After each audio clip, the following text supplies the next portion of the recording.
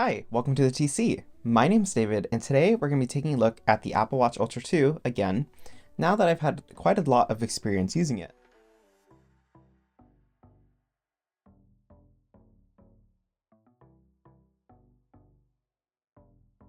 So I've been using the Apple Watch Ultra 2 now for quite some time, and there's a lot of things that I want to discuss about it since my initial review back in November and during my time using it over the past couple of months. So if you watched my review of the Apple Watch Series 4 and also my initial Apple Watch Ultra 2 review, you'd know that I was coming from the Series 4 Apple Watch. And for me, most of the changes that I wanted in my watch were due to my lack of battery life with the Series 4 because of its age, and also I just wanted a lot of kind of new features in the new design that the Ultra had. Considering how many generations had already passed since I got my Series 4, I thought that the Ultra 2 would have been, quite a substantial upgrade for me, and in a lot of ways it has been. So today I'm going to be going over a lot of different things that I really like about the Ultra 2, some things that I don't like, and where does the Ultra 2 fit now, especially after all of the controversy with the things like the blood oxygen sensor and just kind of being really similar to the original Ultra. So I felt like a lot of the Apple Watch designs have been getting pretty stagnant now, especially when you look at something like the Series 9, which essentially shares the same shape and design with the Series 8 and also the Series 7 before it. And even then, the Series 7 was pretty similar to the previous generations of Apple Watches, such as the Series 6, the 5, and the 4. Albeit, of course, it did have a thinner body and a bigger display. However, I do feel like the Apple Watch as a whole has kind of reached a sort of peak in its design, and the Ultra definitely has a much more interesting design to me, and I think that was one of the major reasons why I was really tempted to go towards the Ultra instead. That being said, if you do want a classic Apple Watch experience, the Series 9 is there for you, or you could even look at something like the SC2. However, the SC2 is getting quite old, so maybe I might wait for that later on in the year. Of course, they're saying that there's going to be some really big changes later on this year with the Series 10. However, I felt that, for me, coming from a Series 4, that the Apple Watch Ultra 2 was a big enough design change. And yeah, I didn't really want to wait another year just to see if, maybe they're going to have a big design change, but what if it ends up not being so great? Or what if I prefer design of the Ultra instead? So yeah, I went with the Ultra 2. Now, one of the things that Apple does to kind of tempt you towards the Ultra 2 is, of course, the pricing strategy that they have. And if you look at it compared to something like the stainless steel Series 9s, then yeah, I mean, it's like $100 difference. So why wouldn't I just opt for the Ultra 2? You know what I mean? Because of course, yeah, you do get the stainless steel design of the Series 9, and you'd also get the sapphire crystal display, but internally, it's the same as the regular aluminum Apple Watch Series 9. So for me, I was like, okay, well, I'd rather have the better battery life, the larger display, and the more robust design of the Ultra 2 compared to the stainless steel Apple Watch Series 9, and it's only $100 more, so, why not? And I mean, yeah, to be fair, $799 isn't exactly, pocket change for a lot of people, and it certainly wasn't pocket change for me. So it was a pretty big decision, but the biggest thing for me is thinking about longevity of the device. Knowing that my Ultra 2 can last basically around 2 days of usage, maybe even 3 if I stretch it, and I still have battery life, yeah, I can see that being a really beneficial thing, especially as the battery degrades over time, because, with the Series 4 I could get through the day, and when it was new, maybe like a day and a half, but as it got older, it ended up being to the point where I was like, I can only go around 8 hours of usage with it, and, that's not acceptable, especially if I'm trying to get through an entire day. So the battery life of the Ultra 2 is absolutely fantastic. I don't really have any issues with it, and this is me using it with the always on display on, tracking out workouts, and just having all the features on.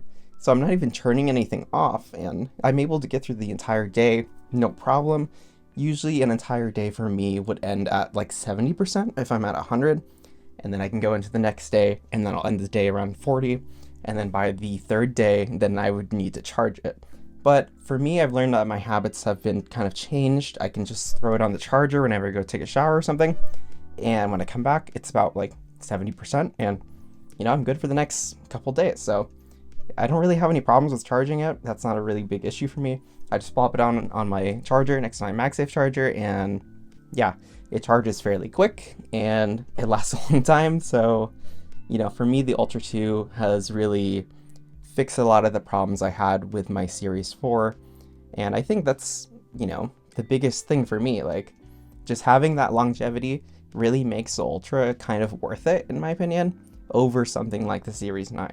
So with the Ultra 2, I've been wearing it basically every day since my initial review. And, I don't really have any problems with its design. I've gotten used to the size of it, and I was really concerned at first about the weight of it. However, if you ever have the chance to try an Ultra 2, especially in the Apple Store or something, you're going to find that the titanium casing on the Apple Watch Ultra 2 and even the original Ultra is actually fairly light. And this was something that was actually super surprising to me, because I thought that this would have been a really big change coming from my Series 4, but honestly, I don't even notice that it's on my wrist a lot of the time. So yeah, the Ultra 2, although it has a really big and bulky design compared to the other Apple Watches, it's not as big and bulky as you might think. And the thing with the titanium design is that titanium is more of a malleable metal than something like stainless steel. However, with my usage with it, I haven't really noticed it becoming an issue for me. And yeah, you can't physically damage the casing of the Apple Watch Ultra 2. However, it's tiny blemishes that you'll have a really hard time noticing. So I'm going to try to show you guys some of the damage that I've had on my Ultra 2. And you're going to be like, this is completely superficial. And yeah, it doesn't have any effect on the functionality of the watch. And most of the times that I've had it get damaged has been from when I was working on the car and it hits against metal. But yeah, it's basically just on that little beveled edge on the bezel. And in day-to-day usage, you're really not going to notice it at all. So, durability of this watch, perfectly fine. And of course, you do have the sapphire crystal display. This is the same that you would also get on something like the stainless steel Apple Watches. However, the crystal display on the Apple Watch Ultra 2 and the original Ultra are a flat design. So if you're looking for a, more kind of smartphone style screen, the Ultra 2 definitely has that in mind.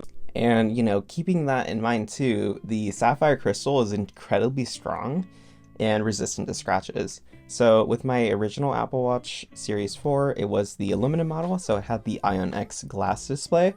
And yeah, that thing had a ton of micro scratches by the time I was done with it.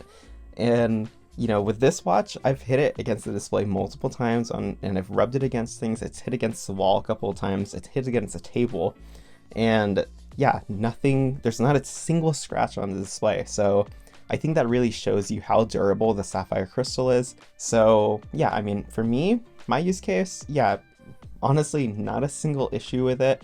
And it's a very, very durable design. And just to really focus on that durability, one of the instances I had was I hit it against a wood table in accident. And instead of putting damage on the watch, it actually put a dent in the wood of the table. So yeah, what are the chances that your Apple Watch can put a dent in the table? That's just how strong this design is. And I think that really shows you how durable it is, So yeah, if you're worried about durability of the Apple Watch Ultra or the Ultra 2, not an issue at all. And I think really the main pitfall of the Ultra and the Ultra 2 is just that its internal specs are shared with the other Apple Watches. And I think if you're looking for the fastest design, but you're also on a budget, honestly, the Series 9 is not a bad Apple Watch. And even the Series 8 really isn't a bad Apple Watch. A lot of the modern Apple Watches really aren't that bad when it comes to usability. If you're looking just for a basic Apple Watch, the SE2 exists and you can often find it on sale for a really cheap price. And right now there's been a lot of Series 7 deals too. So if you don't mind having the older technology and the older processor, it's a watch, so do you really need all the features? honestly, you can get a fairly good deal on the older Apple Watch series designs. However, if you're just looking for like the ultimate Apple Watch experience, of course the Ultra is there for you. And I think that this watch really fits into the people who really enjoy using their watch for a lot of the different activities and use cases that the watch has. You know, I like to wear mine outside. I like to use it for tracking workouts. I like to use it for the camera shutter remote. You know, this kind of all these features all together, and having that durable design, having the long battery life, makes the Apple Watch Ultra 2 experience for me kind of what I was hoping the Apple Watch would have been from the beginning. And, you know, it ticked a lot of the boxes for me, and I was fine paying that, you know, $799, because it really had all the things that I was looking for in an Apple Watch and what I was planning on having for the next couple of years. So, you know, looking at it from that perspective, yeah, it has a high initial cost, but if you're keeping it over the next, you know, 5 years, then yeah, it doesn't seem nearly as bad as it might be.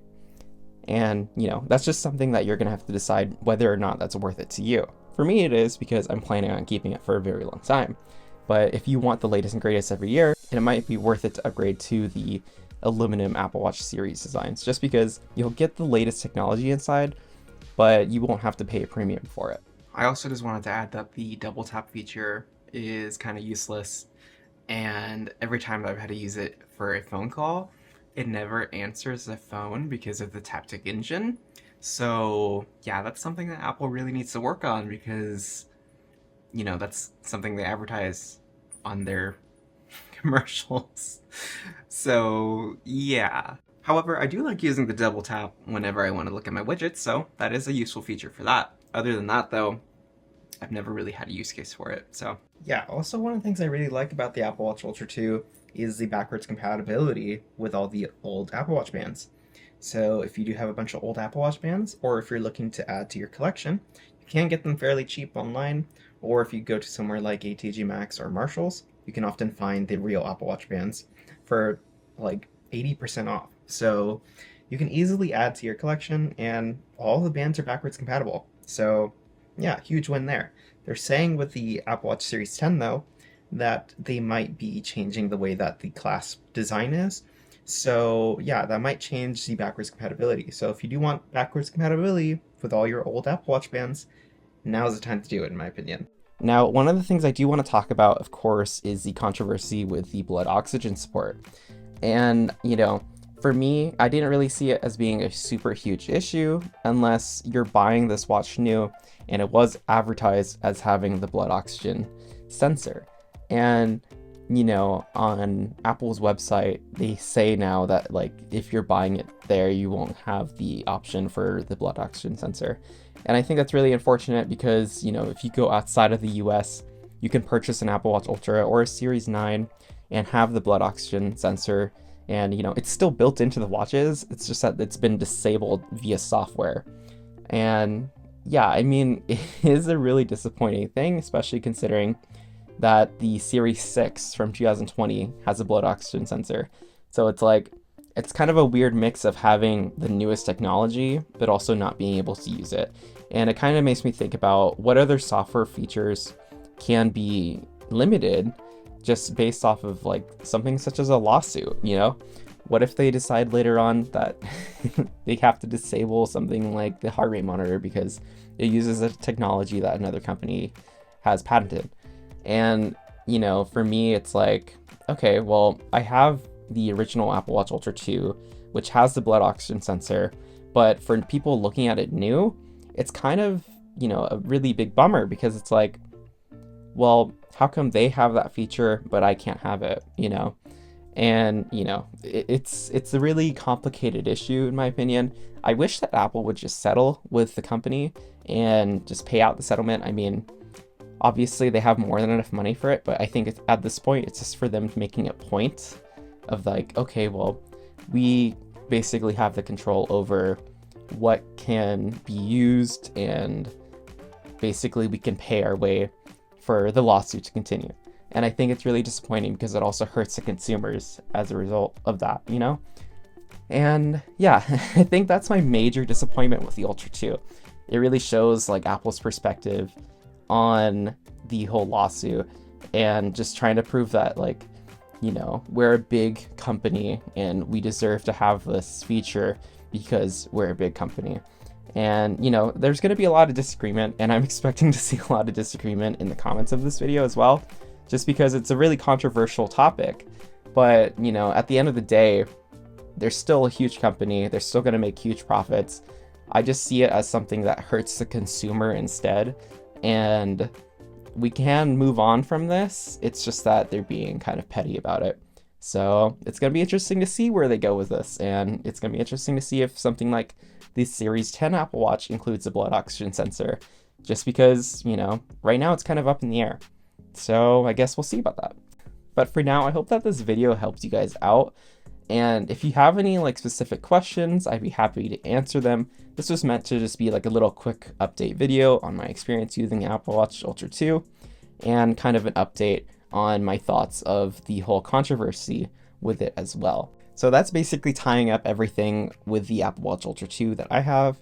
If you guys have any questions, let me know in the comments down below. Or if you have any thoughts about the whole controversy with the blood oxygen sensor, let me know down below too. I'm interested to see what you guys think about it. And if you liked the video, leave a like down below, subscribe to see more content just like this, and I'll see you guys in the next video. Thanks for watching.